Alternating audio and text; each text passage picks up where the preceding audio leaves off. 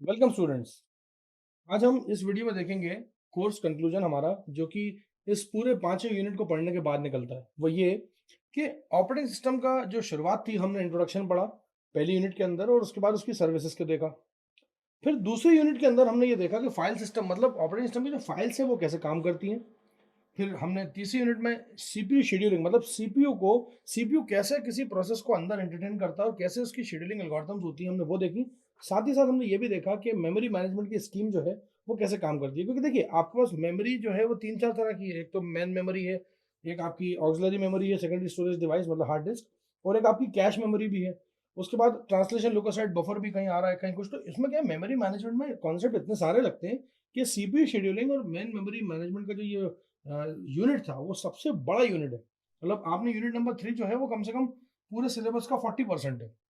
कहने का मतलब ये है कि आपने ऑपरेटिंग सिस्टम के बारे में सिर्फ शुरुआत करोगे इंट्रोडक्शन से, उसकी सर्विसेज को देखोगे, फाइल सिस्टम की शुरुआत करोगे, और उसके बाद सीधे सीधे आप आ जाओगे सीपीयू शेड्यूलिंग, क्योंकि एक बार आपने फाइल बना ली मतलब आप प्रोसेस को भी एग्जीक्यूट कराने के काबिल हो गए।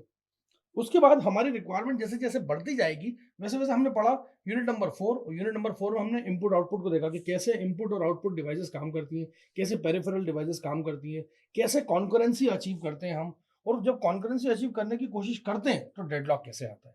तो हमने यहाँ पे डेडलॉक भी देखा कि डेडलॉक किस तरह का होता है, उसको हटाने के लिए क्या करते हैं, डेडलॉक को अवॉइड करना है मतलब प्रिवेंट करना है।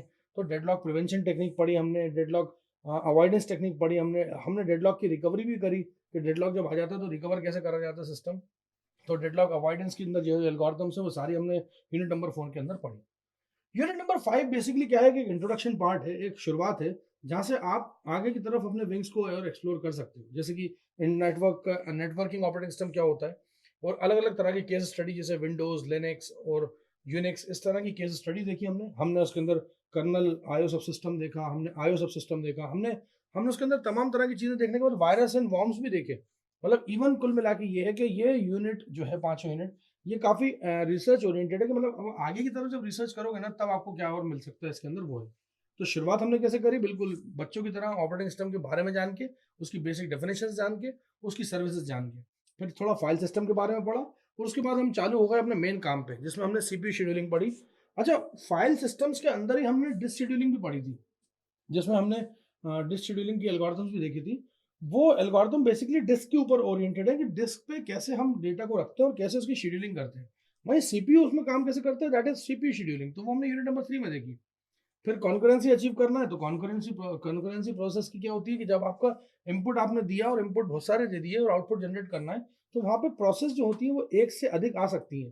तो उस टाइम पे डेडलॉक भी अचीव हो सकता है, डेडलॉक भी हो सकता है। तो डेडलॉक से बचा कैसे जाए, डेडलॉक से अगर हो गया तो उसकी रोकथाम कैसे करी जाए, ये हमने यूनिट नंबर 4 में देखा।